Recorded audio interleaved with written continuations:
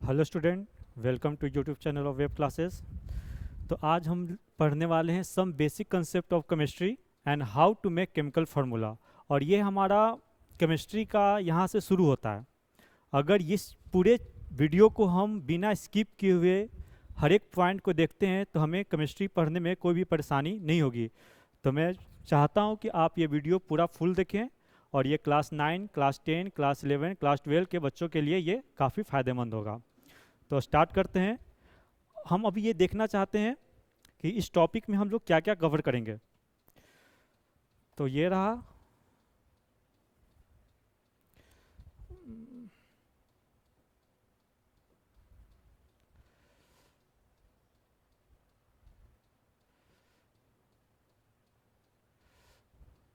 तो हमारा जो टॉपिक रहेगा, सबसे पहले एटम के बारे में पढ़ेंगे, फिर एटॉमिक नंबर और मास नंबर के बारे में पढ़ेंगे, फिर अरेंजमेंट ऑफ इलेक्ट्रॉन के बारे में पढ़ेंगे, फिर वैलेंस इलेक्ट्रॉन एंड वैलेंसी के बारे में पढ़ेंगे, और उसके बाद आयन के बारे में पढ़ेंगे, फिर हाउ टू मेक फॉर्मूला और valency of ion and some important polyatomic ion. ये सारा टॉपिक इस वीडियो में कवर करेंगे। आपको एक ही वीडियो में सारा कुछ मिलने वाला है।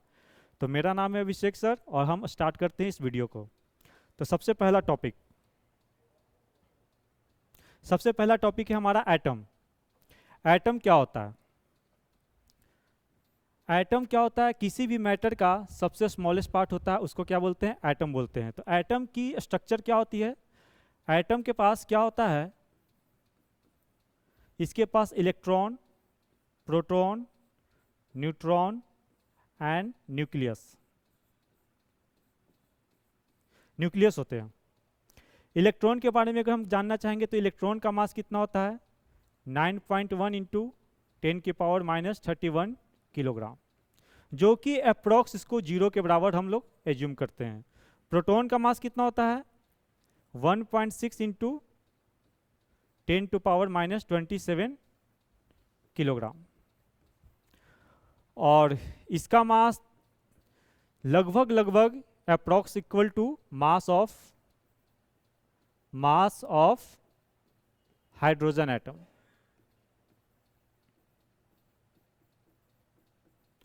और न्यूट्रॉन का मास भी 1.6 इंटू 10⁻27 किलोग्राम अप्रोक्स होता है। और न्यूक्लियस में क्या होता है? न्यूक्लियस में हमारे दो चीज होंगे। न्यूक्लियस के अंदर होगा प्रोटॉन प्लस न्यूट्रॉन। ये इतने चीज होते हैं। अब यहाँ पे बच्चे कंफ्यूजन करते हैं कि सर इन सब में सबसे भारी कौन है? इलेक्ट्रॉन, प्रोटॉन और न्यूट्रॉन में। तो ये थोड़ा सा याद रखेंगे कि न्यूट्रॉन का मास सबसे ज़्यादा होता है, फिर प्रोटॉन, उसके बाद इलेक्ट्रॉन। सबसे ज़्यादा भारी जो भी सब एटॉमिक पार्टिकल है वो होता है न्यूट्रॉन, उसके बाद प्रोटॉन, उसके बाद इलेक्ट्रॉन। और मेरे को पता है कि इलेक्ट्रॉन पे चार्ज कितना होता है? चार्ज इस पे होता है कितना? -1.6 इंटू 10⁻19 कूलाम। इस पे होता है +1.6 इंटू 10⁻19 कूलाम। और न्यूट्रॉन पे क्या होता है? No charge. न्यूट्रॉन पे होता है नो चार्ज। न्यूट्रॉन पे होता है नो चार्ज। तो एटम में क्या होता है? इलेक्ट्रॉन, प्रोटॉन और न्यूट्रॉन। इलेक्ट्रॉन पे मास हो गया, ये चार्ज हो गया। प्रोटॉन पे मास हो गया, चार्ज हो गया। और प्रोटॉन और न्यूट्रॉन का मास जो होता है लगभग लगभग इक्वल ही होता है। और प्रोटॉन और न्यूट्रॉन का जो मास होता है वो इक्वल होता है मास ऑफ हाइड्रोजन एटम का। और न्यूक्लियस में क्या होता है? प्रोटॉन और न्यूट्रॉन होता है। तो एटम के बारे में इतनी सारी जानकारी काफ़ी है। और इसमें और जानना चाहते हैं तो एटम का जो स्ट्रक्चर होता है ये स्फेरिकल होता है। स्फेरिकल होता है। और सबसे पहले एटम के बारे में जिन्होंने बात कहा था उन्होंने डाल्टन ने बोला था, और इसका नाम भी बोला गया था डाल्टन एटॉमिक थ्योरी। तो ये एटम के बारे में जानकारी हो गई।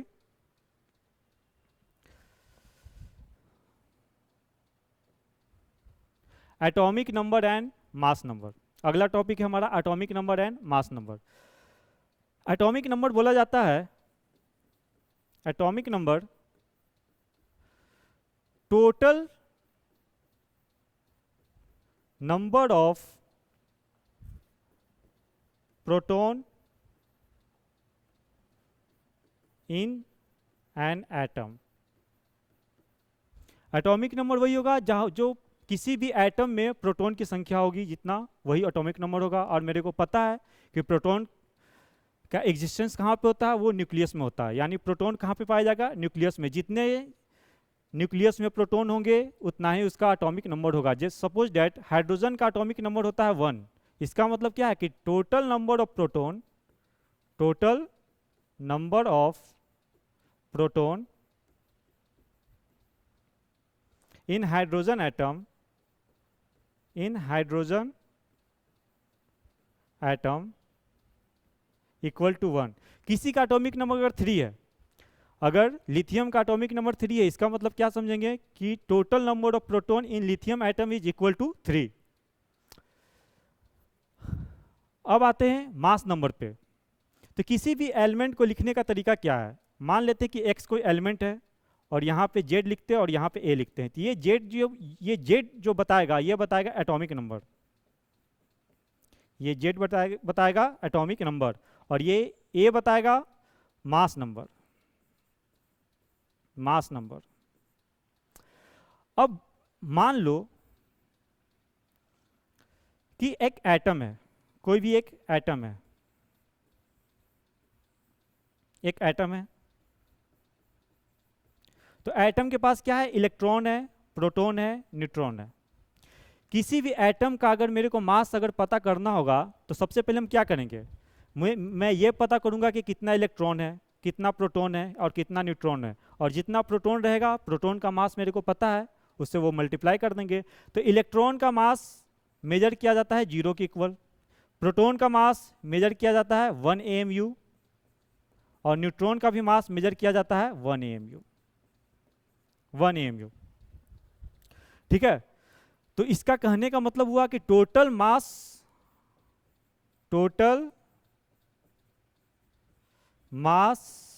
Of an atom is equal to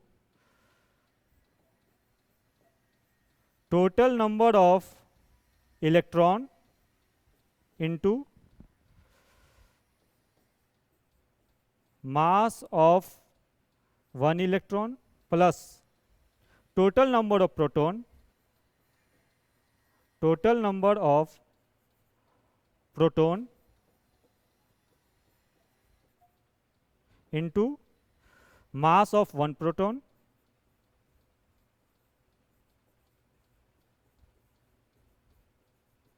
plus total number of neutron, total number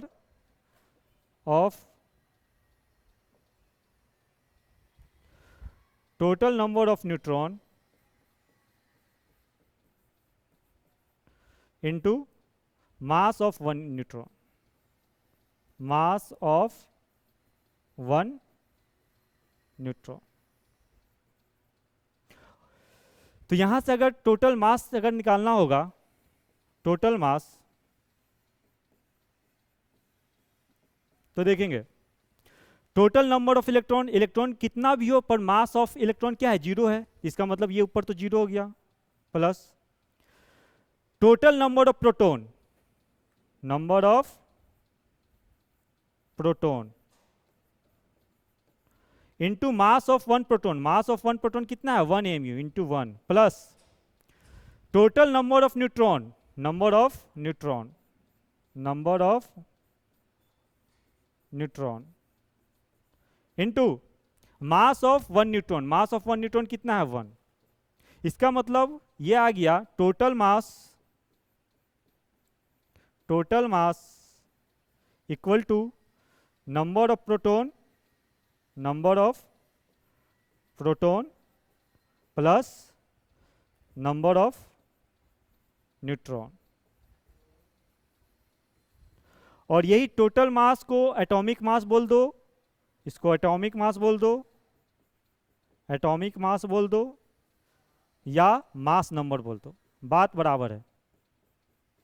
atomic mass बोल दो या मास नंबर बोल दो। इसका मतलब हम ये समझें, इसका मतलब ये हुआ कि अगर कोई एलिमेंट को ZA लिख रहे हैं तो A जो हुआ क्या, मास नंबर, मास नंबर बराबर नंबर ऑफ प्रोटॉन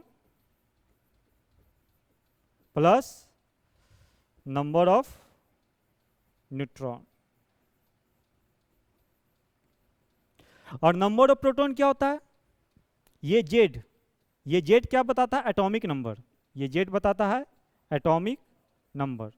और एटॉमिक नंबर क्या होता है? Total number of proton. Total number of proton. यहां से क्वेश्चन बहुत अच्छा आता है। जैसे मान लेते हैं कि कोई एक एलिमेंट है सोडियम, कोई एलिमेंट है सोडियम, इसका एटॉमिक नंबर होता है 11 और इसका मास नंबर होता है या एटॉमिक मास होता है 23। तो आपसे ये पूछेगा कि ये बताइए कि टोटल नंबर ऑफ इलेक्ट्रॉन कितना है इस एलिमेंट में, टोटल नंबर ऑफ प्रोटॉन कितना है और टोटल नंबर ऑफ न्यूट्रॉन कितना है।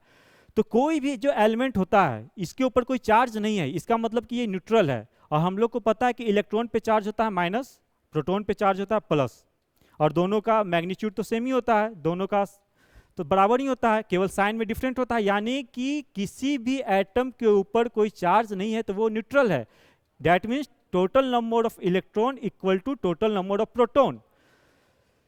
तो इस 11 को हम बोल सकते हैं number of electron slash number of proton if it is neutral. एक बात हमेशा याद रखने की है, किसी भी एटम के ऊपर अगर चार्ज आ जाता है तो वहां से सिर्फ इलेक्ट्रॉन का लूज होता है, प्रोटॉन का कोई भी लूज नहीं होता है। तो हमारा इलेक्ट्रॉन प्रोटॉन की संख्या जो होगा, प्रोटॉन का जो नंबर होगा वो हमेशा कांस्टेंट ही होगा। तो मास नंबर कितना है? 23। तो सबसे पहला क्वेश्चन है, एक क्वेश्चन ही कर लेते हैं। अगर एक क्वेश्चन ही दे दिया जाए, find number of electron, proton and neutron of an element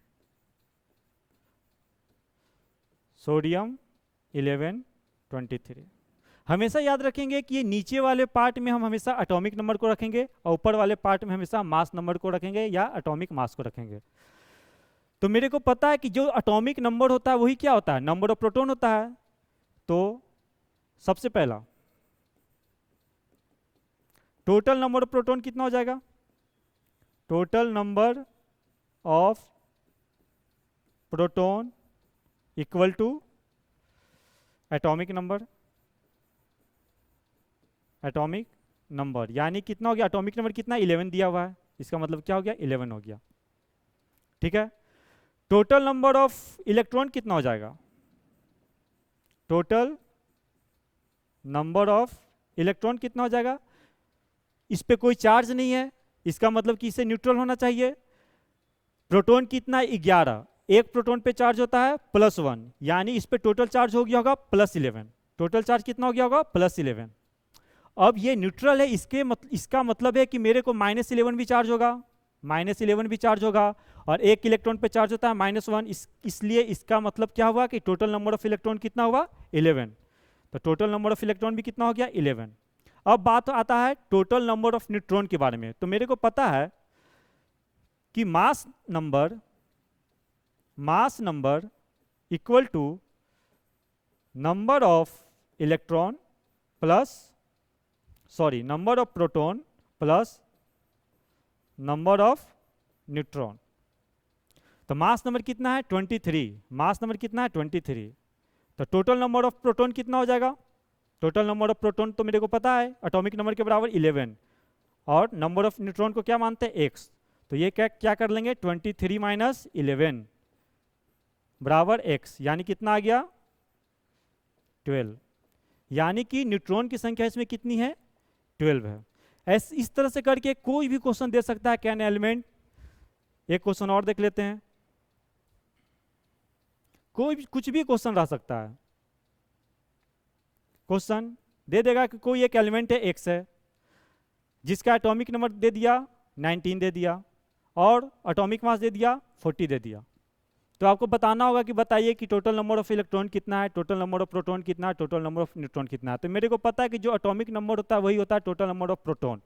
तो प्रोटॉन की संख्या कितनी हो गई, 19 हो गई। यानी अगर चार्ज की बात करेंगे तो इसके पास +19, तो इलेक्ट्रॉन इस पर तो कोई चार्ज है नहीं, इसका मतलब कि ये न्यूट्रल होगा। तो इलेक्ट्रॉन की संख्या कितनी हो जाएगी, 19 ही हो जाएगी, क्योंकि जब तक -19 होगा नहीं तब तक ये दोनों कैंसिल होकर 0 होगा नहीं, क्योंकि ये न्यूट्रल एटम है। न्यूट्रॉन, तो total number of neutron, simple सी बात है, आप क्या करो, एटॉमिक मास में से नंबर ऑफ प्रोटॉन को घटा दो, तो 40 - 19 21, ये आपका आंसर हो गया।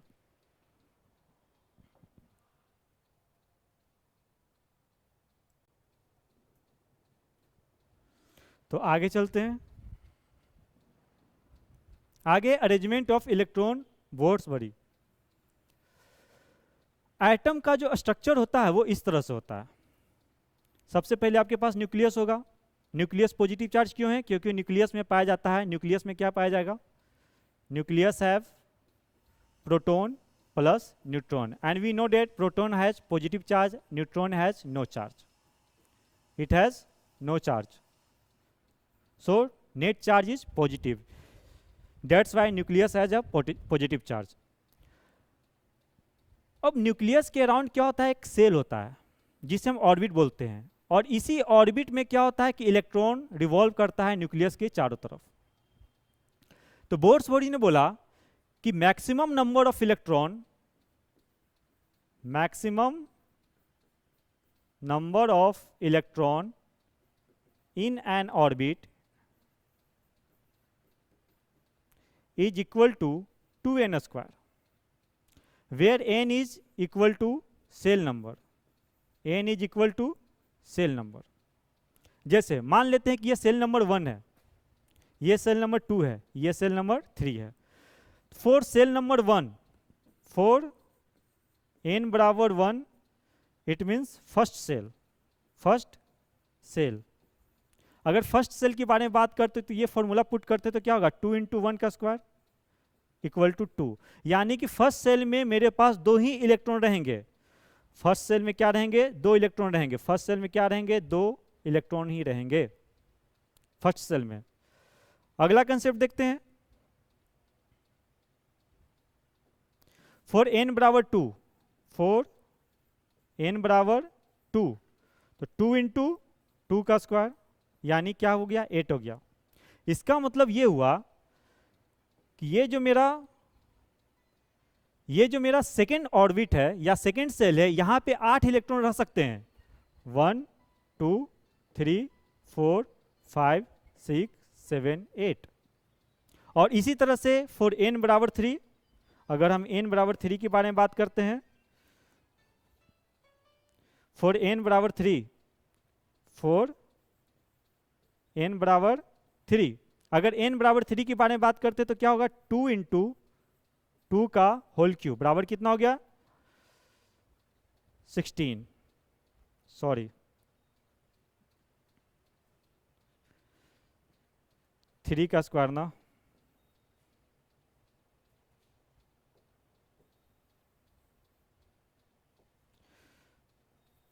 ओह 2 × 3 का स्क्वायर, डेट मीन्स 18 इलेक्ट्रॉन।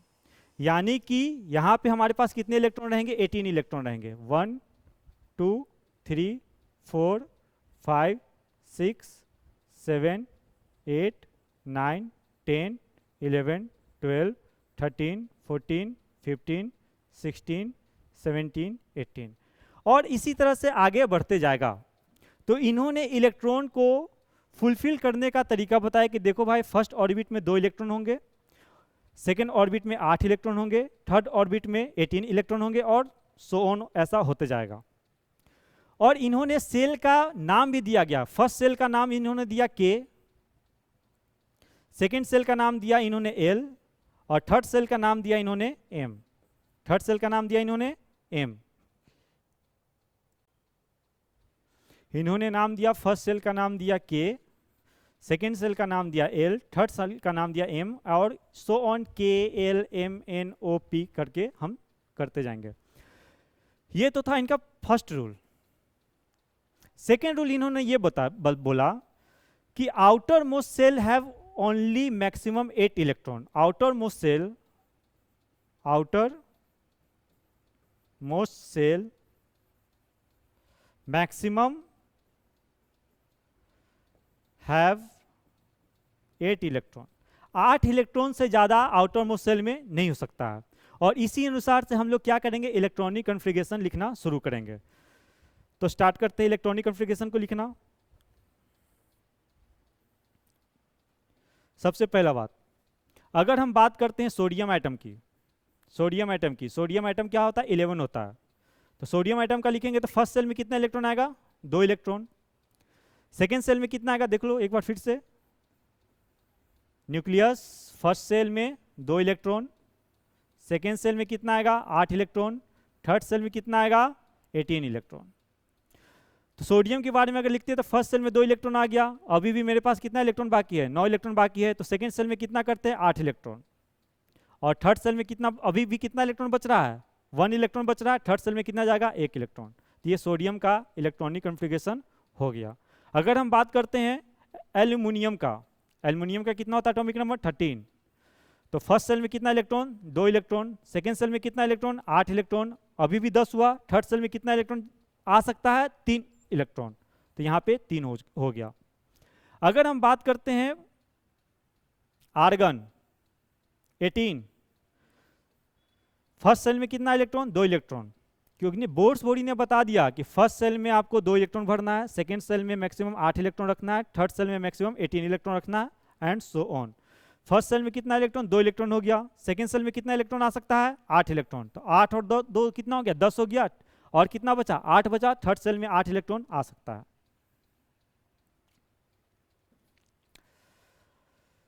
अब बात करते हैं, अगर इसके जस्ट बाद अगर हम पोटासियम के बारे में बात करते हैं 19, यहाँ पे बहुत ही कंफ्यूजन।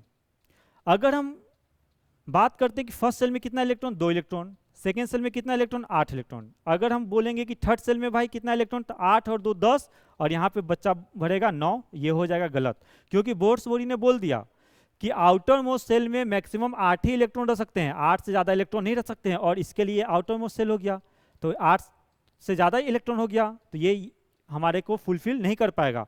तो इसको भरने के लिए क्या करना पड़ेगा, फर्स्ट सेल में 2 इलेक्ट्रॉन, सेकेंड सेल में भी 8 इलेक्ट्रॉन, थर्ड सेल में क्या करना पड़ेगा, फिर से 8 पे जाना पड़ेगा, 8, और फिर यहाँ पे 1 इलेक्ट्रॉन। अब ये मेरे को फुलफिल कर रहा है बोर्ड्स बोर्ड के अनुसार, क्योंकि यहाँ पे लास्ट में कितना इलेक्ट्रॉन आ रहा है, लास्ट सेल में आ रहा है 1 इलेक्ट्रॉन। अगर बात करते हैं कैल्शियम, कैल्शियम 20, फर्स्ट सेल में 2 इलेक्ट्रॉन, सेकेंड सेल में 8 इलेक्ट्रॉन, 8 और 2 10। क्या हम 10 इलेक्ट्रॉन लिख सकते हैं, नहीं। अगर 10 इलेक्ट्रॉन लिखेंगे, अगर हम यहाँ पे 10 इलेक्ट्रॉन यहाँ पे रख दिए, तो बोर्ड्स के अनुसार क्या हो गया, लास्ट ऑर्बिट में मैक्सिमम 8 ही इलेक्ट्रॉन हो सकते हैं, पर यहाँ पे आ गया है 10 इलेक्ट्रॉन। तो ये मेरे को बिल्कुल ही गलत हो गया।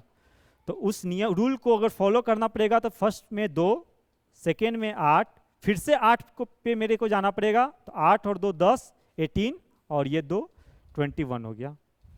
इस तरह से हमारा काम बढ़ेगा। कुछ इनर्ट गैस हैं जो आपको ये जानना चाहिए।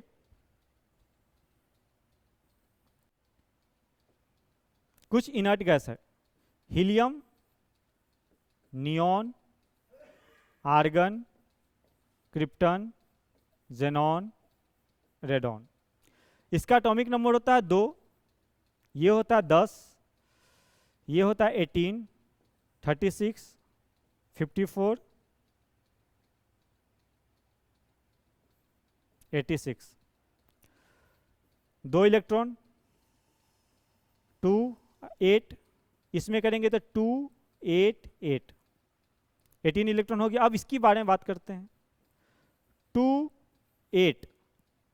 अगर हम यहाँ पे 18 इलेक्ट्रॉन रखते हैं, अगर हम यहाँ पे 18 इलेक्ट्रॉन रखते हैं, तो 18 और 2 20, और 20 और 8 28।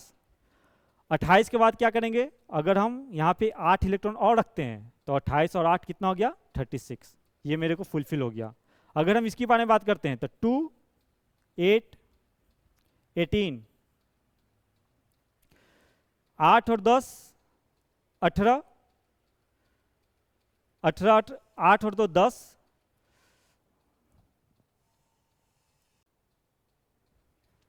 तो यहाँ पे देखते हैं अगर जेनॉन का लिखना होगा तो 2 8 18। अब मेरे को पता है ये फर्स्ट सेल हो गया। फर्स्ट में कितना भाई, फर्स्ट सेल में कितना इलेक्ट्रॉन होता है? फर्स्ट सेल में होता है 2, सेकेंड में 8, थर्ड में 18, फोर्थ में 32।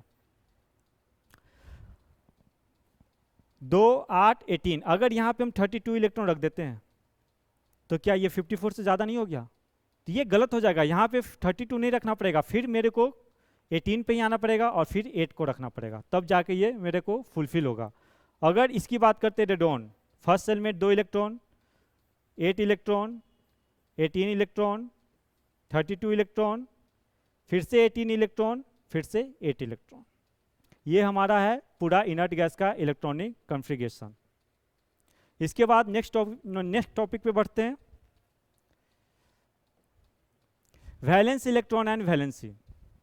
ये यहाँ से आपका केमिस्ट्री एकदम शुरू हो जाता है। वैलेंस इलेक्ट्रॉन एंड वैलेंसी जानना बहुत ही जरूरी है। वैलेंस इलेक्ट्रॉन क्या होता है? वैलेंस इलेक्ट्रॉन क्या होता है?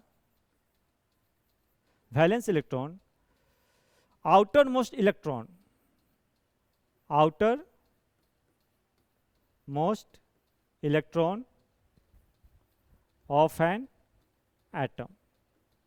किसी भी एटम का आउटर मोस्ट जो इलेक्ट्रॉन होता है उसी को क्या कहते हैं? Valence electron. जैसे फॉर एग्जांपल अगर हम बात करते हैं सोडियम का, सोडियम का एटॉमिक नंबर 11, तो 2 8 1, 2 8 1 हो गया। ये क्या हो गया मेरे पास? के सेल, एल सेल, ये एम सेल। फर्स्ट सेल में 2 इलेक्ट्रॉन आया, सेकेंड सेल में 8 इलेक्ट्रॉन आया और थर्ड सेल में 1 इलेक्ट्रॉन आया। मतलब कि अगर हम सोडियम के बारे में बात करते हैं, ये मेरा न्यूक्लियस हो गया, first shell, second shell, third shell, यहाँ पे 2, यहाँ पे 8, यहाँ पे 1। तो वैलेंस इलेक्ट्रॉन क्या बोलता है? Outer most electron of an atom. तो आउटर मोस्ट इलेक्ट्रॉन क्या आ गया? ये 1 हो गया, यानी कि सोडियम का वैलेंस इलेक्ट्रॉन कितना हो गया? 1 हो गया। इसी तरह अगर हम बात करते हैं एल्यूमिनियम 13, ये क्या हो गया? 2 8 3। तो इसका आउटर मोस्ट इलेक्ट्रॉन कितना हो गया? 3। तो इसका मतलब क्या हो गया? इसका वैलेंस इलेक्ट्रॉन क्या हो गया? 3 हो गया। अब एक बात होती है वैलेंसी। वैलेंसी, वैलेंसी क्या होती है? केमिकल फॉर्मूला बनाने के लिए वैलेंसी का नॉलेज होना जरूरी है। वैलेंसी क्या बोलता है? Combining capacity of an atom, combining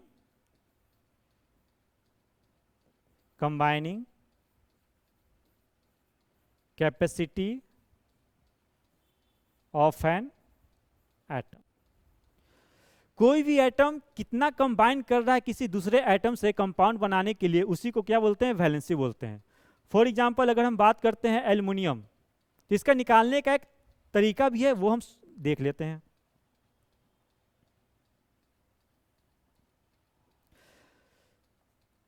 आपको 1 से लेके 20 तक, 1 से लेके 20 तक तो एटॉमिक नंबर याद होना ही चाहिए। तो इसमें क्या बोलता है?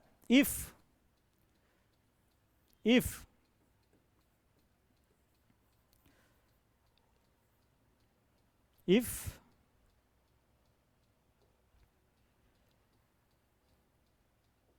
valence electron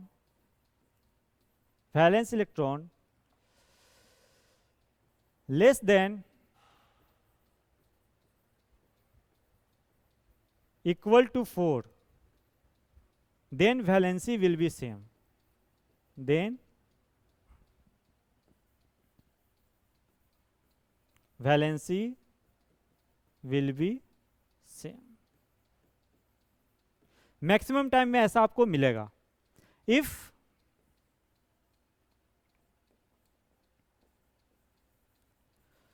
valence electron more than 4, then valency will be 8 minus valence electron. और वैलेंसी से ही हम केमिकल फॉर्मूला बना सकते हैं। फॉर एग्जाम्पल अगर हम बात करते हैं मैग्नीशियम की मैग्नीशियम 12। तो इसका अगर वैलेंस इलेक्ट्रॉन के बारे में बात करते हैं तो सबसे पहले इलेक्ट्रॉनिक कन्फिगरेशन लिखना पड़ेगा। फर्स्ट सेल में कितना इलेक्ट्रॉन आएगा, 2 इलेक्ट्रॉन। सेकेंड सेल में कितना इलेक्ट्रॉन आएगा, 8 इलेक्ट्रॉन। थर्ड सेल में कितना इलेक्ट्रॉन बचा, 2 इलेक्ट्रॉन। तो आउटर मोस्ट सेल का जो इलेक्ट्रॉन होगा वो क्या कहलाएगा, वैलेंस इलेक्ट्रॉन। ये क्या कहलाएगा, वैलेंस इलेक्ट्रॉन। इसकी वैलेंसी भी क्या हो जाएगी, क्योंकि इसका वैलेंस इलेक्ट्रॉन 4 या 4 से कम है, या तो 4 के बराबर हो या तो 4 से कम हो, वही उसकी क्या हो जाएगी, वैलेंसी हो जाएगी। तो इसकी वैलेंसी भी कितनी हो जाएगी, इसकी वैलेंसी कितनी हो जाएगी, 2। इसका वैलेंसी 2 कहने का मतलब ये हुआ कि मैग्नीशियम का कंबाइनिंग कैपेसिटी 2 है। मैग्नीशियम एटम जो होगा वो 2 एटम के साथ कंबाइन कर सकता है। इसकी कंबाइनिंग कैपेसिटी कितनी हो गई, 2 हो गई। इसी तरह और आगे अगर बढ़ते हैं, हम अगर बात करते हैं फास्फोरस 15, फास्फोरस 15, तो इसका एटॉमिक नंबर, इसका इलेक्ट्रॉनिक कन्फिगरेशन कैसे लिखेंगे, 2 8 5। तो यहाँ पे वैलेंस इलेक्ट्रॉन तो 5 ही हो गया, वैलेंस इलेक्ट्रॉन तो 5 हो गया। अब यहाँ पे वैलेंसी क्या होगा, 5। क्या इसकी वैलेंसी 5, हमने क्या बताया कि अगर वैलेंस इलेक्ट्रॉन 4 से ज़्यादा हो जाता है तो वैलेंसी निकालने का सबसे बढ़िया तरीका है 8 माइनस वैलेंस इलेक्ट्रॉन और 8 माइनस 5 3। और बहुत सारे केस में ये देखा भी गया है कि फास्फोरस का वैलेंसी 3 भी होता है और 5 भी होता है। इसका मतलब कि फास्फोरस का कंबाइनिंग कैपेसिटी 3 भी है और 5 भी है। अगर हम बात करते हैं आर्गन 18 2 8 8, तो वैलेंस इलेक्ट्रॉन कितना हो गया, वैलेंस इलेक्ट्रॉन हो गया 8। वैलेंसी कितना हो जाएगा, 8 माइनस 8 बराबर कितना हो जाएगा, 0। मतलब कि आर्गन का कंबाइनिंग कैपेसिटी कुछ भी नहीं है, मतलब कि ये क्या है, इनर्ट है, ये किसी के साथ मिलकर कंपाउंड नहीं बनाएगा। इसका मतलब कहने का बस यही है। एक और देख लेते हैं, अगर हम पोटासियम के बारे में बात करते हैं 19, तो 2 8 1, वैलेंस इलेक्ट्रॉन 1, वैलेंसी भी 1। सल्फर के बारे में बात कर लेते हैं 16 2 8 6, वैलेंसी कितना हो जाएगा, 8 माइनस 6 कितना हो गया, 2। और सल्फर का वैलेंसी 2 भी होता है, 4 भी होता है, 6 भी होता है। ये हम आगे पढ़ेंगे जब केमिकल बॉन्डिंग पढ़ेंगे कि यह 2 बॉन्ड भी बनाता है, 4 बॉन्ड भी बनाता है, 6 बॉन्ड भी बनाता है।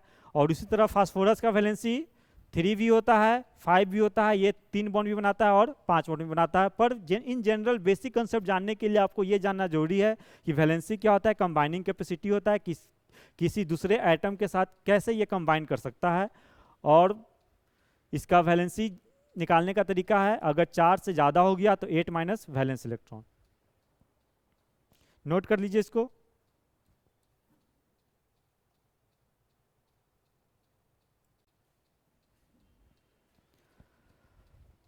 हमारा अगला टॉपिक है आयन। हमारा अगला टॉपिक है आयन। आयन क्या होता है, whenever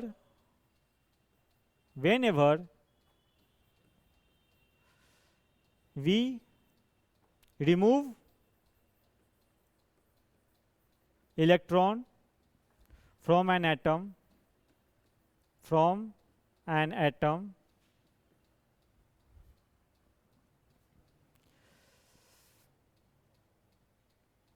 then it develop a charge.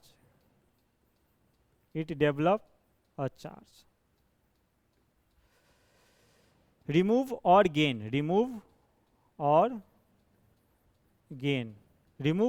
जब कभी भी न्यूट्रल एटम के साथ हम छेड़छाड़ करते हैं, या तो वहाँ से इलेक्ट्रॉन को निकालते हैं या तो इलेक्ट्रॉन को गेन करता है, तो क्या कहलाता है, इसके ऊपर क्या होता है, एक चार्ज डेवलप होता है, और उसी चार्ज डेवलप को क्या बोलते हैं, आयन बोलते हैं। फॉर एग्जाम्पल, अगर हम बात करते हैं सोडियम की 11 2 8 1, इसका इलेक्ट्रॉनिक कॉन्फ़िगरेशन ये हो गया। और एक रूल दिया गया, स्टेबिलिटी रूल।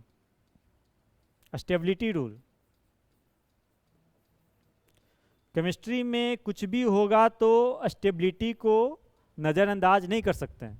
दो रूल दिया गया, एक डुप्लेट रूल है और एक ऑक्टेट रूल है। डुप्लेट रूल बोला गया कि अगर किसी भी एटम के पास केवल एक ही ऑर्बिट है, if an atom has only one orbit, then if it has 2 electron on this, then it is a very very well stable. For example hydrogen के पास कितना इलेक्ट्रॉन है? 1। इसके पास एक ही सेल है पर एक ही इलेक्ट्रॉन है, तो ये स्टेबल नहीं है, नॉट स्टेबल। डुप्लेट रूल वो है कि अगर किसी भी एटम के पास एक ही ऑर्बिट है और उसके पास 2 इलेक्ट्रॉन है, तो वो क्या होगा? स्टेबल होगा। अगर हम बात करते हैं हीलियम की, एक ही सेल है, इसके पास क्या है? 2 इलेक्ट्रॉन है, तो डुप्लेट रूल क्या बोलता है कि if an atom has only 1 orbit and it has 2 electron, then it is called as a stable element. तो ये क्या हो गया? ये स्टेबल हो गया। ये क्या हो गया? स्टेबल। तो ये डुप्लेट रूल उसी के लिए है कि जिसके पास केवल एक ही ऑर्बिट हो। और एक आता है ऑक्टेट रूल।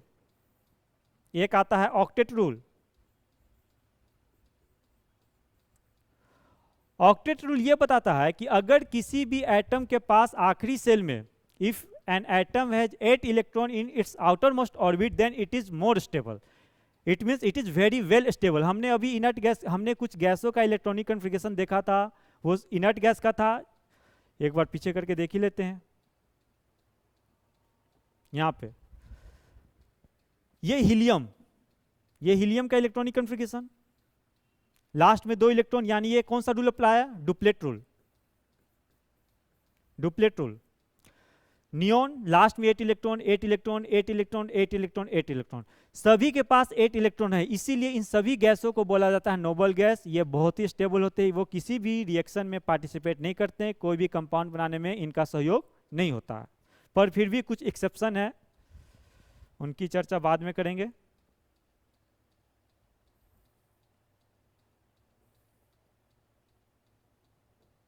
तो ऑक्टेट रूल समझ गए कि आउटर मोस्ट सेल में चाहिए 8 electron. Need 8 electron in outer most shell. जिस भी एटम के आउटर मोस्ट सेल में 8 इलेक्ट्रॉन होगा वो रहेगा स्टेबल, वो कंपाउंड बनाने में पार्टिसिपेट नहीं करेगा। तो हम बात करते हैं सोडियम के बारे में। सोडियम क्या है? 11 है। क्या इसके आउटर मोस्ट सेल में 8 इलेक्ट्रॉन है? नहीं है। 2 इलेक्ट्रॉन की तो बात करेंगे ही नहीं करेंगे। 2 इलेक्ट्रॉन की बात क्यों नहीं करेंगे? क्योंकि इसके पास एक से ज्यादा ऑर्बिट है, KLM, 2n², बोर-बॉडी का जो प्रिंसिपल था। तो ये क्या करेगा? ये स्टेबिलिटी पाने के लिए क्या करेगा? एक इलेक्ट्रॉन को ये लूज करेगा। एक इलेक्ट्रॉन को क्या करेगा? लूज करेगा। अगर इसके पास अभी हम देखा जाए तो इलेक्ट्रॉन की संख्या क्या है? 11 है, और प्रोटॉन की संख्या क्या भी है? 11 है। दोनों 11 है। अगर ये सोडियम एटम एक इलेक्ट्रॉन को लूज करता है, सोडियम एक इलेक्ट्रॉन को लूज करता है, तो यहाँ पे कुछ बनेगा, सोडियम ही आएगा। अब देखते हैं कि इलेक्ट्रॉन की संख्या क्या होती है, प्रोटॉन की संख्या क्या होता है। लूज किया है इसने इलेक्ट्रॉन, तो प्रोटॉन की संख्या में तो कोई चेंजिंग नहीं आएगा, यानी 11, यानी चार्ज कितना? +11, क्योंकि एक प्रोटॉन पे कितना चार्ज होता है? +1।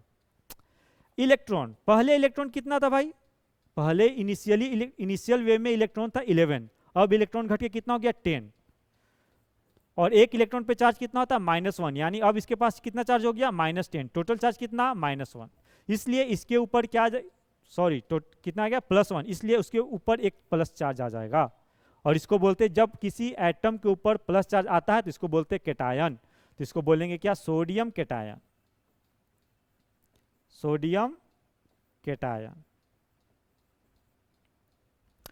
अब अगर हम बात करते हैं मैग्नीशियम की, मैग्नीशियम 12,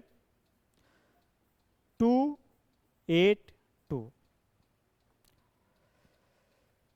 क्या ये स्टेबल है? नहीं। इसके आउटर मोस्ट सेल में 8 इलेक्ट्रॉन नहीं है। तो कोई सोच सकता है कि सर इसके पास तो 2 इलेक्ट्रॉन है। अभी आपने बोला था डुप्लेट रूल और ऑक्टेट रूल, पर डुप्लेट रूल उसी के लिए फॉलो होगा जिसके पास केवल एक ही ऑर्बिट होगा। इसके पास तो एक ऑर्बिट है नहीं, इसके पास तो 3 ऑर्बिट है। तो ये तो डुप्लेट रूल फॉलो कर ही नहीं सकता है। इसका मतलब ये फॉलो करना चाहिए इसको ऑक्टेट रूल। तो ऑक्टेट रूल फॉलो तो पर ये क्या है, अनस्टेबल। ये अभी क्या कह सकते हैं, ये है अनस्टेबल, ये नोबल तो है नहीं। तो अगर इसमें से हम 2 इलेक्ट्रॉन को रिलीज करते हैं, 2 इलेक्ट्रॉन को क्या करते हैं, रिलीज करते हैं, तो क्या बचेगा, 2 8। और जब भी इलेक्ट्रॉन रिलीज होगा तो वो आउटर मोस्ट सेल से ही रिलीज होगा, क्योंकि बोर्ड्सबरी ने बोला था कि जैसे जैसे न्यूक्लियस से हम दूर जाते हैं, जैसे जैसे हम न्यूक्लियस से दूर जाएंगे, जैसे ये मान लो कि ये न्यूक्लियस है, तो जैसे जैसे हम न्यूक्लियस से दूर जाएंगे हमारा एनर्जी क्या होगा, इंक्रीज करते जाएगा। एनर्जी क्या होगा, मतलब कि यहाँ पे जो इलेक्ट्रॉन होगा, और एक मान लो फर्स्ट नंबर पे यहाँ पे इलेक्ट्रॉन है और सेकंड नंबर यहाँ पे इलेक्ट्रॉन है, तो इस इलेक्ट्रॉन का एनर्जी होगा ज़्यादा, इस इलेक्ट्रॉन का एनर्जी होगा कम। और इलेक्ट्रॉन का एनर्जी ज़्यादा होता है, इसलिए यह क्या करता है, कंपाउंड बनाने में पार्टिसिपेट करता है। तो हमेशा बाहर वाले ही इलेक्ट्रॉन पार्टिसिपेट करेंगे, किसी भी केमिकल रिएक्शन में केवल वैलेंस इलेक्ट्रॉन ही पार्टिसिपेट करते हैं। तो कभी भी ऐसा नहीं सोचेंगे कि अंदर से हम क्या कर लेंगे, इलेक्ट्रॉन को निकाल देंगे। फिर दिमाग में ये आएगा कि सर इलेक्ट्रॉन ही क्यों निकालते, प्रोटॉन क्यों नहीं निकालते। प्रोटॉन इसलिए नहीं निकाल पाते हैं क्योंकि अंदर में क्या होता है, ये न्यूक्लियस है, और ये बाहर से कुछ चीज़ निकालना आसान है कि अंदर से कोई चीज़ निकालना आसान है। वैसे भी इसमें टोटल एनर्जी का कंसेप्ट आता है, यहाँ पे होता है जैसे एनर्जी का फॉर्मूला होता है -13.6 Z² / n²। तो यहाँ पे जो एनर्जी होता है -13.6 होता है, इसका मतलब ये हुआ कि यहाँ से इलेक्ट्रॉन निकालने पे 13.6 इलेक्ट्रोवोल्ट हमें देना पड़ेगा एनर्जी, तब यहाँ से इलेक्ट्रॉन निकलेगा, और यहाँ से इसके कंपेयर में कम ही रहेगा। और n क्या होता है, ये होता है ऑर्बिट नंबर। तो वो तो बात की बात है, पहले ये समझते हैं। मैग्नीशियम क्या है, 2 इलेक्ट्रॉन यहाँ से निकलेगा, तो क्या बचा 2,8। अगर हम बात कर सकते हैं केवल ये मैग्नीशियम के पास प्रोटॉन भी 12, इलेक्ट्रॉन भी 12, ठीक। इसके पास क्या है, प्रोटॉन तो 12 है, इस पे तो कोई बदलाव नहीं आया, पर इलेक्ट्रॉन क्या हुआ, 2 इलेक्ट्रॉन को लूज कर गया, कितना बचा 10। नेट चार्ज कितना, नेट चार्ज कितना +2, क्योंकि ये हो गया +12, ये हो गया -10, नेट चार्ज +2, यानी ये क्या बन गया, Mg2+। एक और एग्जांपल ले लेते हैं, एक और एग्जांपल ले लेते हैं। एल्यूमिनियम 13, 283, 283 है, स्टेबल है नहीं, 3 इलेक्ट्रॉन अगर लूज करेगा 2 8, ऑक्टेट रूल को फॉलो कर गया। यहाँ पे प्रोटॉन की संख्या कितनी 13, इलेक्ट्रॉन की संख्या कितनी 13, 13 मतलब +13, इलेक्ट्रॉन मतलब -13, नेट चार्ज कितना 0। यहाँ पे बात करते हैं प्रोटॉन की संख्या कितनी 13, क्योंकि प्रोटॉन तो चेंज होगा नहीं, जो भी चेंज होगा वो इलेक्ट्रॉन ही चेंज होगा। इलेक्ट्रॉन कितना 3 निकल चुका है, तो कितना बचा 10, मतलब कि +13 -10,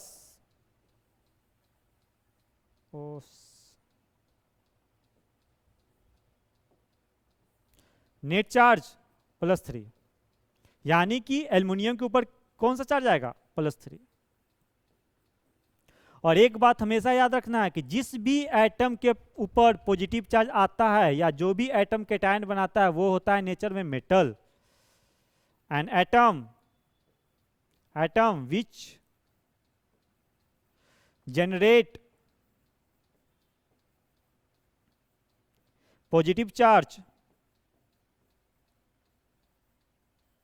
और cation is metal in nature, is metal in nature। ये बात को समझ लेना है, हमें मेटल नॉन मेटल को याद करने की जरूरत नहीं है। अगर हमें इलेक्ट्रॉनिक कॉन्फ़िगरेशन लिखने आता है तो हम बता सकते हैं। कुछ और एग्जांपल लेते हैं, कुछ और एग्जांपल लेते हैं, जैसे क्लोरीन 17, 287, 287, ये इंटरेस्टिंग है। यहाँ पे अगर हम बात करते हैं टोटल नंबर ऑफ प्रोटॉन कितना 17, total charge +17, electron 17, total charge -17, net charge 0, सही है। अब क्या करें, क्या 7 इलेक्ट्रॉन यहां से निकाल दें या 1 इलेक्ट्रॉन गेन करें? तो केमिस्ट्री में एक बात को हमेशा ध्यान में रखना, किसी भी एटम में से we can remove maximum 3 electron और we can add maximum 3 electron. ये एनर्जी का इसमें कंसेप्ट आता है। तो बस आप ये याद रखो कि हमें ऑक्टेट रूल को अगर फुलफिल करना है, इलेक्ट्रॉन निकालना है या इलेक्ट्रॉन को ऐड करना है, तो मैक्सिमम हम 3 इलेक्ट्रॉन को हम रिमूव कर सकते हैं और मैक्सिमम 3 इलेक्ट्रॉन को हम गेन कर सकते हैं। तो 7 इलेक्ट्रॉन यहाँ पे रिमूव करना पड़ेगा, तो 7 इलेक्ट्रॉन को रिमूव कर नहीं सकते हैं क्योंकि इसमें एनर्जी का थोड़ा सा लोचा पड़ जाएगा। तो हम क्या करेंगे, 1 इलेक्ट्रॉन को गेन कर लेंगे। तो 1 इलेक्ट्रॉन को गेन करने से क्या होगा, 2 8 8 2 8 8, यानी क्या हुआ, यहाँ पे क्लोरीन ने क्या किया, अब देखो नंबर ऑफ प्रोटॉन, देखो नंबर ऑफ प्रोटॉन, देखो प्रोटॉन की संख्या कितनी, 18, सॉरी प्रोटॉन की संख्या में नो चेंजिंग, प्रोटॉन की संख्या में no changing, number of proton 17, number of electron कितना, 18। क्यों, क्योंकि 1 इलेक्ट्रॉन को क्या किया है, गेन किया है। चार्ज +17, चार्ज -18, नेट चार्ज -1, यानी कि ये जो इलेक्ट्रॉनिक कन्फिगरेशन बना, ये किसका बना, Cl- का बना। यानी कोई भी एटम पॉजिटिव चार्ज होगा कि नेगेटिव चार्ज होगा, ये इस चीज पे डिपेंड करेगा कि उसके आउटर मोस्ट शेल में कितने इलेक्ट्रॉन है। मैक्सिमम 3 इलेक्ट्रॉन हम गेन कर सकते हैं, मैक्सिमम 3 इलेक्ट्रॉन हम लूज कर सकते हैं। और यहाँ पे एक चीज और समझने वाली बात है, द एटम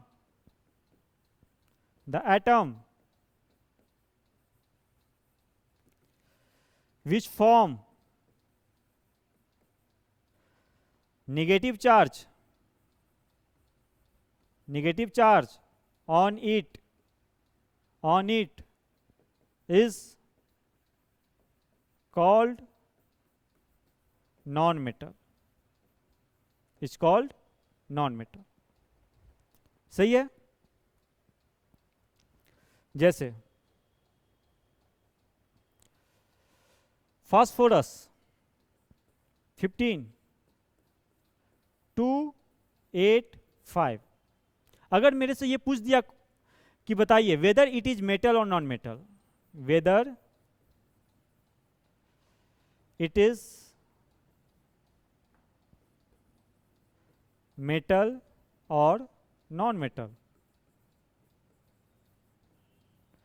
तो ये जानने के लिए सबसे पहले क्या करना पड़ेगा, इलेक्ट्रॉनिक कन्फिगरेशन लिखना पड़ेगा। अगर मुझे पता है if cation occur, if cation occur, then metal, if anion occur,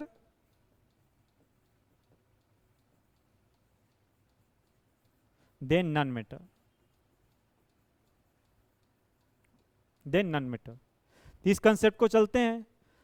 285, क्या ये 5 इलेक्ट्रॉन को ये रिमूव कर सकता है, नहीं, मैक्सिमम 3 इलेक्ट्रॉन को रिमूव कर सकता है। तो क्या ये 3 इलेक्ट्रॉन को गेन कर सकता है, यस, ये 3 इलेक्ट्रॉन को गेन कर सकता है। तो अगर ये 3 इलेक्ट्रॉन को गेन किया, फास्फोरस P15 अगर ये 3 इलेक्ट्रॉन को गेन किया तो क्या हो जाएगा, 285, यानी कि प्रोटॉन की संख्या में तो नो चेंज, पर इलेक्ट्रॉन की संख्या तो इंक्रीज कर गई। इसका मतलब इसके ऊपर क्या आ जाएगा, नेगेटिव चार्ज, फास्फोरस के ऊपर क्या आ जाएगा, नेगेटिव चार्ज। और जैसे ही नेगेटिव चार्ज आया तो ये क्या हो गया, नॉन मेटल। क्या हो गया, नॉन मेटल। तो मैं कुछ क्वेश्चन दे रहा हूं, आप लोग ये बना के कमेंट बॉक्स में इसका आंसर देना।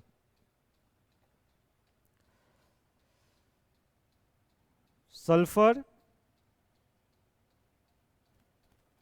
Potassium, fluorine, oxygen, nitrogen, magnesium. आप लोगों को क्या करना है, जो भी मैंने चीज पढ़ाया इसी की बेसिस पे सबसे पहले क्या इसको क्या करना है, whether it is metal, whether it is metal और नॉन मेटल। ये क्वेश्चन रहेगा, आपको ये बताना है कि ये सल्फर क्या है, मेटल है कि नॉन मेटल है, पोटासियम क्या है, मेटल है कि नॉन मेटल है, फ्लोरीन क्या है, मेटल है कि नॉन मेटल है, ऑक्सीजन क्या है, नाइट्रोजन क्या है, मैग्नीशियम क्या है।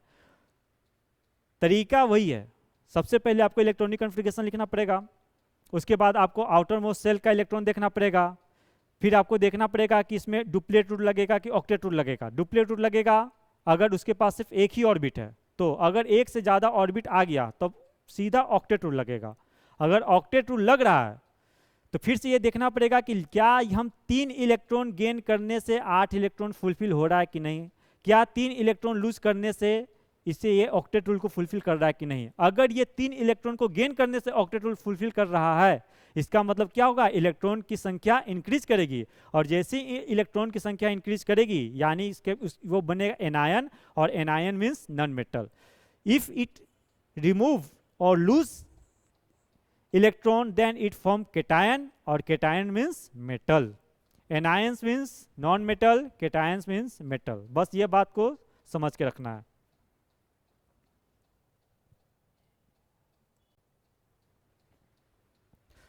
आगे बढ़ते हैं। हाउ टू मेक फॉर्मूला, हमारा मेन टॉपिक आ चुका है। फॉर्मूला को कैसे बनाना है, सबसे पहले माइंड में ये समझ के रखिए कि आपको इलेक्ट्रॉनिक कॉन्फ़िगरेशन लिखने आना चाहिए, और फॉर्मूला बनाने के लिए वैलेंसी का मेरे को जरूरत पड़ता है, यानी कि वैलेंस इलेक्ट्रॉन और वैलेंसी का आपको जरूरत पड़ेगा। जैसे मान लेते हैं एक छोटा सा टर्म समझना पड़ेगा, एक सफिक्स यूज होगा IDE। IDE, if anion occur on a single element, on single element। जैसे ये इसे बोले पढ़ेंगे क्लोरीन, क्या पढ़ेंगे, क्लोरीन, लेकिन Cl माइनस को पढ़ेंगे क्या, क्लोराइड, क्लोराइड। जैसे फॉर्मूला अगर बनाना होगा hydrogen chloride, hydrogen chloride, hydrogen chloride, तो सबसे पहले क्या करना पड़ेगा, हाइड्रोजन लिखना पड़ेगा, और ये क्लोरीन है। तो हाइड्रोजन का इलेक्ट्रॉनिक कॉन्फ़िगरेशन लिखेंगे तो इसके पास वैलेंसी 1, क्लोरीन का भी लिखेंगे तो क्या होगा 287, क्लोरीन का 287, वैलेंसी कितना 8 माइनस 7 बराबर 1, इसके नीचे भी 1। अब क्या करते हैं, ये क्रिस क्रॉस करते हैं, तो ये क्या हो गया HCl, ये HCl हो गया। जैसे आगे देखते हैं hydrogen sulphide, hydrogen sulphide, hydrogen sulphide, तो इनमें 2 एलिमेंट कौन है, एक है हाइड्रोजन और एक क्या है, sulphur.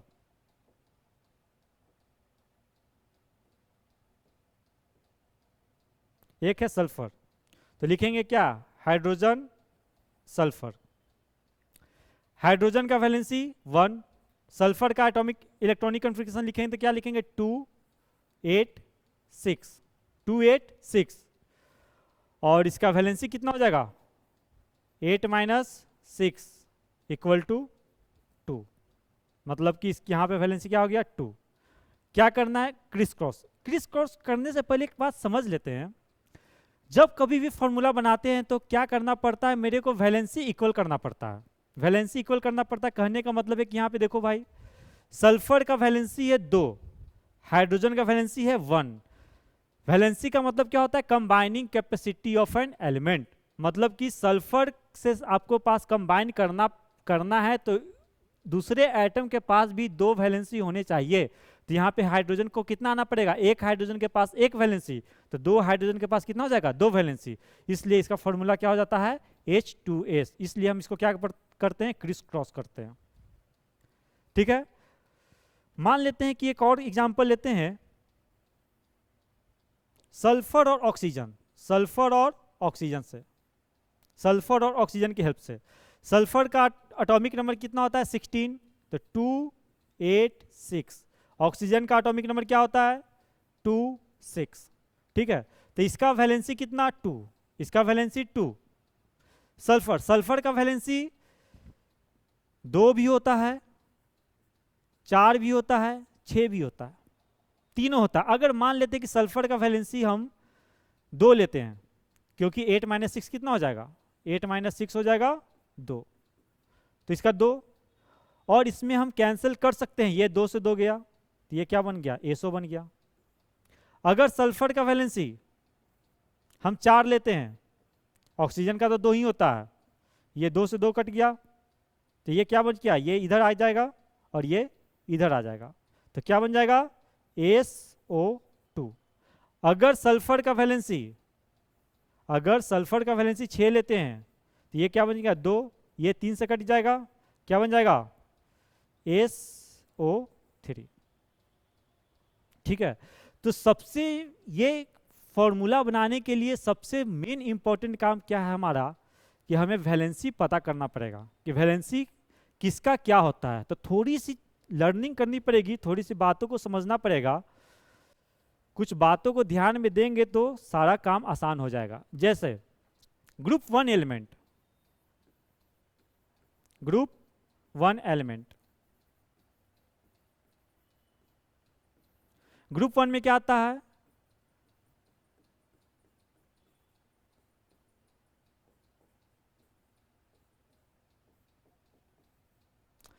Hydrogen, lithium, sodium, potassium, rubidium, caesium, francium. इसका एक निमोनिक भी है, हलीना करे रब से फरियाद। इन सभी का वैलेंसी 1 होगा, इन सभी का वैलेंसी 1 होगा, सभी का वैलेंसी 1 होगा। जैसे मान लेते हैं कि मेरे को बनाना है क्या, sodium chloride, sodium chloride, sodium chloride बनाना है ना, सोडियम क्लोराइड, सोडियम क्लोराइड से क्या है वो, हम बात करते हैं सोडियम क्लोराइड की। तो सोडियम Na ग्रुप 1 का एलिमेंट है ना, तो इसका वैलेंसी हमेशा 1 ही होगा। क्लोरीन, क्लोरीन का भी वैलेंसी 1 ही होता है, इसका मतलब क्या हो गया, NaCl, NaCl हो गया। मान लेते हैं कि रहेगा potassium oxide,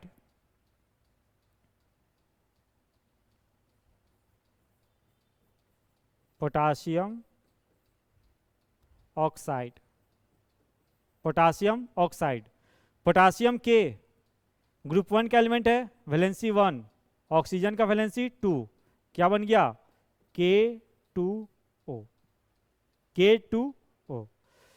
similarly group 2 element, group 2 element, group 2 element, group 2 element का भी वैलेंसी होगा 2, इसका वैलेंसी होगा 2। ग्रुप 2 में कौन आएंगे,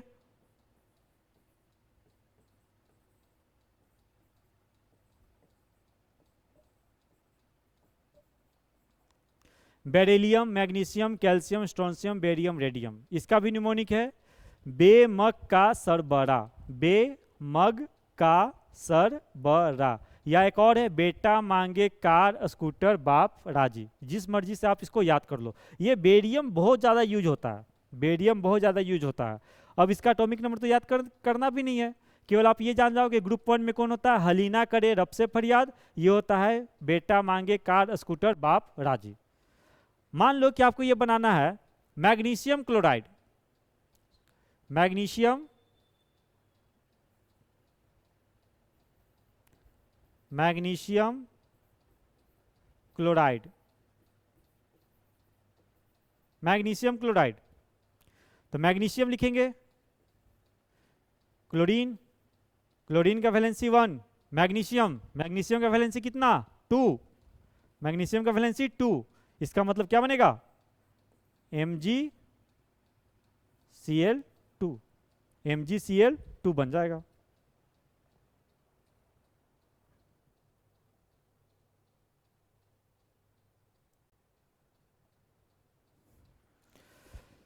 अगर यहीं पे आ जाता बनाने के लिए barium chloride, barium chloride,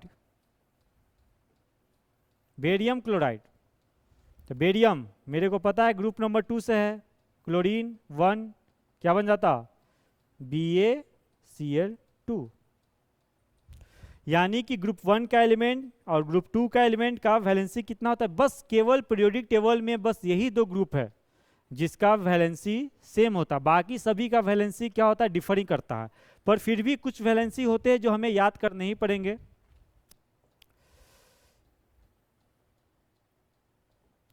group 17, group 17 जिसे हम हैलोजन ग्रुप बोलते हैं, हैलोजन ग्रुप बोलते हैं, इसमें आता है फ्लोरीन, क्लोरीन, ब्रोमीन, आयोडीन। इन सभी का वैलेंसी मैक्सिमम टाइम पे 1 ही होता है, और ये सब क्या करते हैं एनायन बनाते हैं, ये सब क्या बनाते हैं एनायन बनाते हैं, फ्लोरीन माइनस, ये सभी क्या बनाते हैं एनायन बनाते हैं। जैसे बेरियम ब्रोमाइड, बेरियम ब्रोमाइड, मेरे को पता है बेरियम 2, ब्रोमीन 1, BaBr2, ये इधर गया ये इधर गया, BaBr2, आसान है, कोई टेंशन नहीं है इसमें।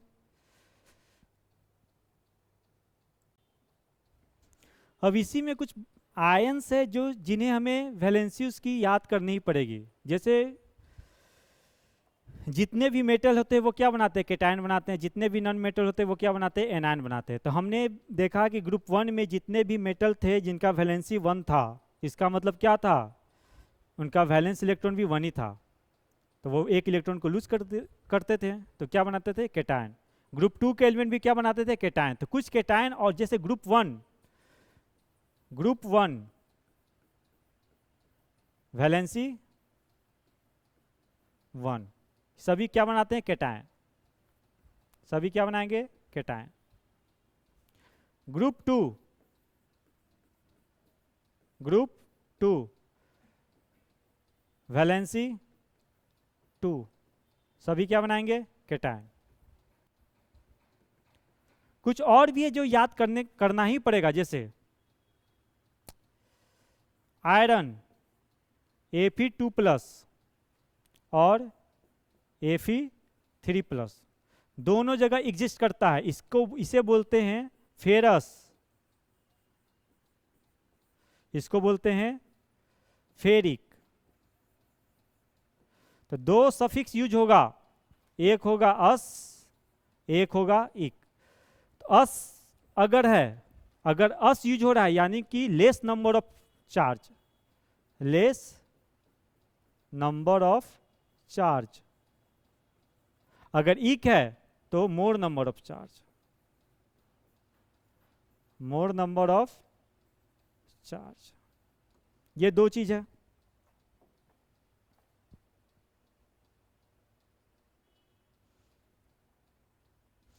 सिमिलरली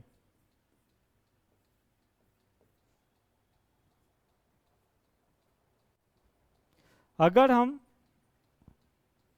Cu+ और Cu2+, दो तरह के होते हैं, तो इसमें एक चार्ज है इसमें दो चार्ज है, तो इसको क्या बोलेंगे Q+,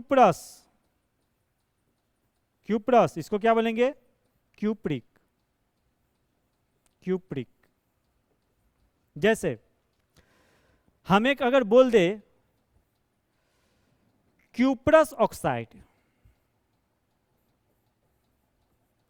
क्यूप्रस ऑक्साइड निकालने के लिए क्यूप्रस ऑक्साइड, तो क्या लिखेंगे Cu, ऑक्साइड है O। तो कॉपर के ऊपर कितना चार्ज है, +1। तो जो आयन का जो वैलेंसी होता है, जितना उसके ऊपर चार्ज होता है वही उसका वैलेंसी मान लेते हैं।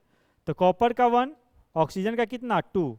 तो क्या लिखेंगे, ये इधर ये इधर, तो क्या बनेगा Cu2O। तो इसको बोलेंगे क्या, क्यूप्रस ऑक्साइड। अगर हम ये ऐसे कर दिए, Cu का वैलेंसी लिख दिए 2, ऑक्सीजन का भी लिख दिए 2, 2 2 गया, क्या बना CuO। तो इसको क्या बोलेंगे, क्यूप्रिक ऑक्साइड, क्यूप्रिक ऑक्साइड।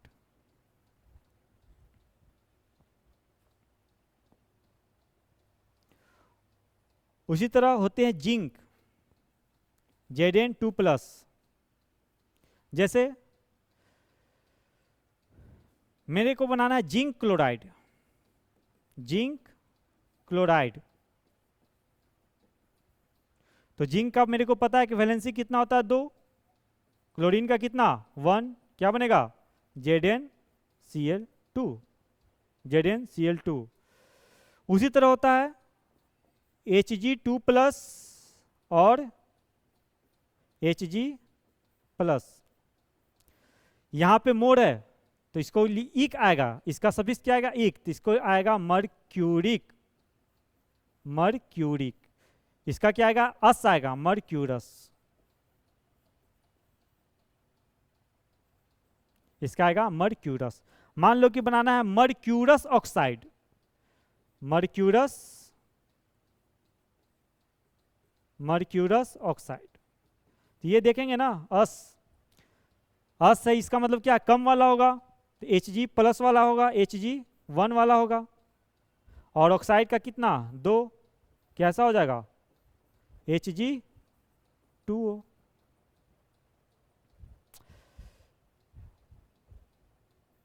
एक होता है लेड, Pb,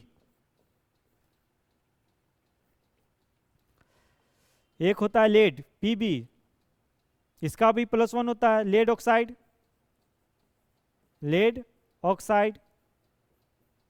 तो कैसा बनेगा PbO, O का 2 1, क्या बन जाएगा Pb2O। सिंपल है। कुछ अब मेरे को रहेगा poly atomic ion, poly atomic ion, जैसे कि क्वेश्चन आपके पास आ जाएगा लिखने के लिए। ये इतना सफिशियंट है, ग्रुप 1 का मेटल ग्रुप 2 का मेटल हो गया, उसके बाद 1 से लेके 20 तक हो गया, उसके बाद हमने आयरन एक manganese Mn, Mn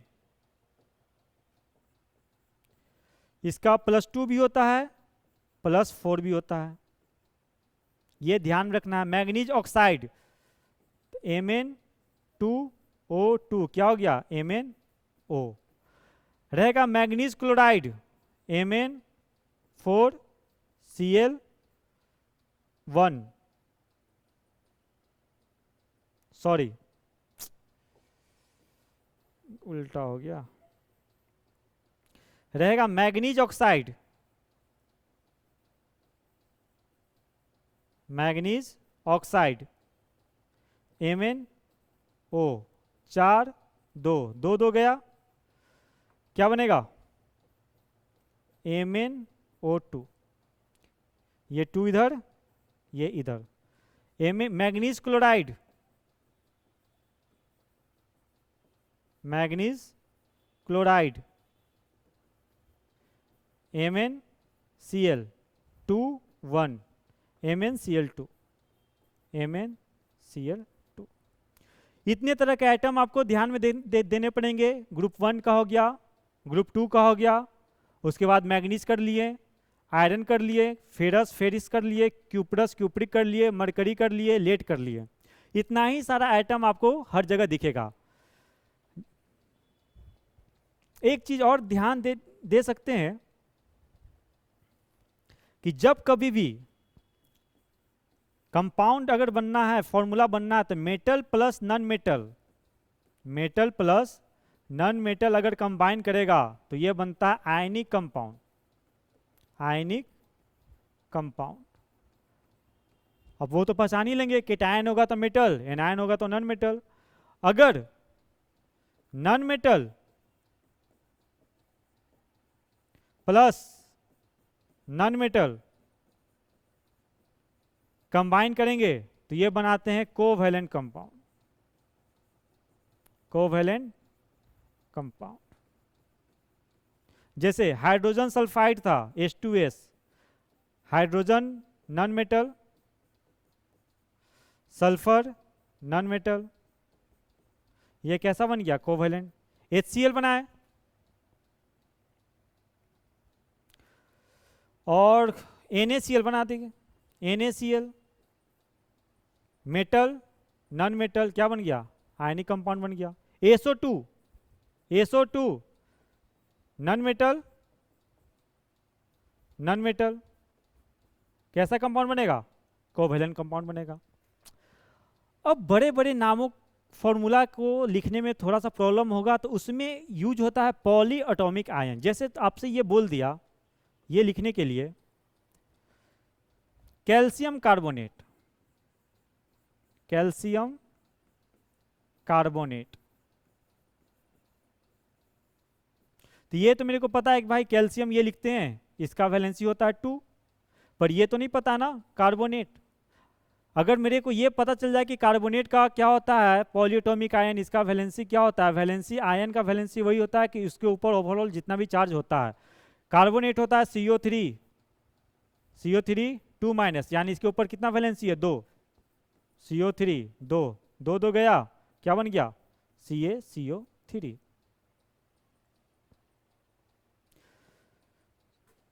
sodium sulphate, sodium sulphate,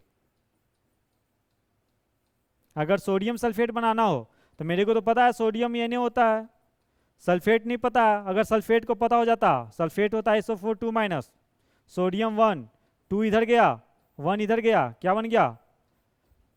Na2SO4। तो अभी हम यही, तो अभी जितना भी इंपॉर्टेंट पॉलीएटॉमिक आयन है वो अगले स्लाइड में हम यहाँ पे देख लेते हैं।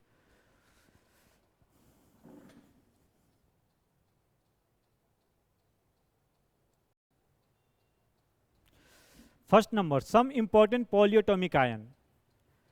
आयन का वैलेंसी वही जिसके उसके ऊपर नेट चार्ज कितना है, प्लस हो चाहे माइनस हो, उससे फॉर्मूला में कोई मतलब नहीं है, बस मेरे को देखना है कितना नंबर है उसके ऊपर। सल्फेट,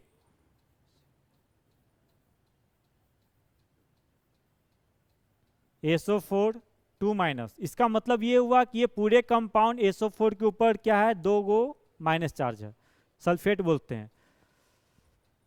इसका मतलब कैसा होगा कि मान लो कि मेरे को बनाना है एल्युमिनियम सल्फेट का फॉर्मूला लिखना है, एल्यूमिनियम सल्फेट, कैसे लिखेंगे? एल सल्फेट क्या हो जाएगा? SO4 2-, एल्युमिनियम के ऊपर कितना वैलेंसी? 3, 2 इधर 3 इधर, क्या बनेगा formula? Al2SO4 whole thrice. Similarly सारा में ऐसा ही काम करेंगे। कार्बोनेट,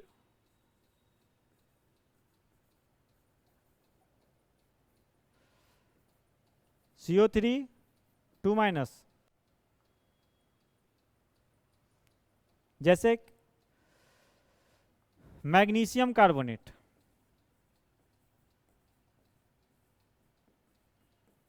क्या होता है इसको यार बार बार,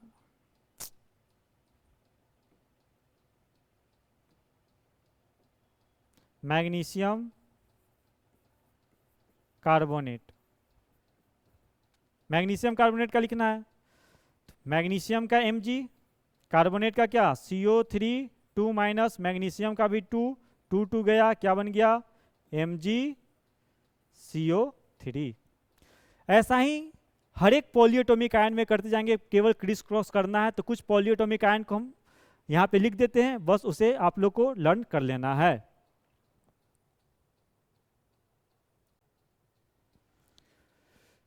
तो ये हमारे कुछ पॉलीएटॉमिक आयन हैं, इन्हें याद करना पड़ेगा। जैसे sulphate SO4 2-, carbonate CO3 2-, hydrogen carbonate HCO3-, इसी को हम बाइकार्बोनेट भी बोलते हैं, nitrate NO3-, phosphate PO4 3-, zincate ZnO2 2-, hydroxide OH minus, aluminate AlO2 minus, ammonium ion NH4 plus, chlorate ClO3 minus, permanganate MnO4 minus. जैसे फॉर एग्जांपल मेरे को बनाना होगा अमोनियम एल्यूमिनेट, क्वेश्चन आ गया अमोनियम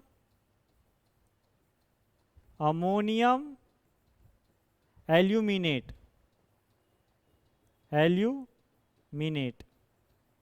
अमोनियम एल्यूमिनेट। तो ammonium aluminate अगर बनाना है तो सबसे पहले लिखना पड़ेगा अमोनियम आयन। तो अमोनियम आयन क्या है भाई? NH4 प्लस, एल्यूमिनेट क्या है? AlO2 माइनस,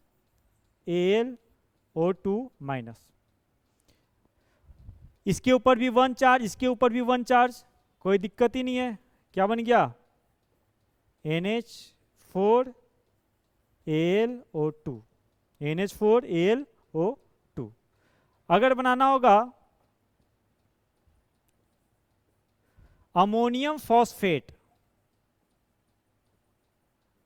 अमोनियम फॉस्फेट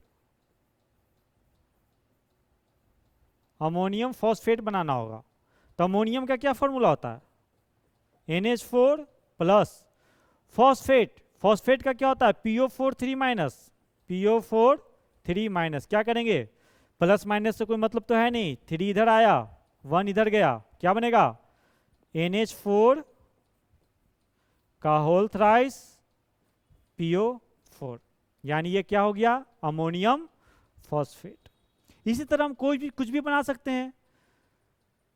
मान लो कि बनाना होगा क्या? Calcium nitrate, Ca2 nitrate NO3 minus, क्या बन गया? CaNO3 का होल ट्वाइस।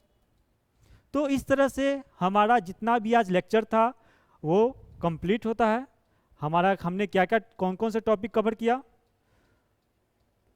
हमने एटम के बारे में जाना कि एटम में क्या होता है, फिर एटॉमिक नंबर और मास नंबर के बारे में जाना कि एटॉमिक नंबर क्या होता है। एटॉमिक नंबर क्या था भाई? एटॉमिक नंबर था कि total number of proton present in a nucleus of an atom. और मास नंबर क्या था? Total number of proton plus total number of neutron.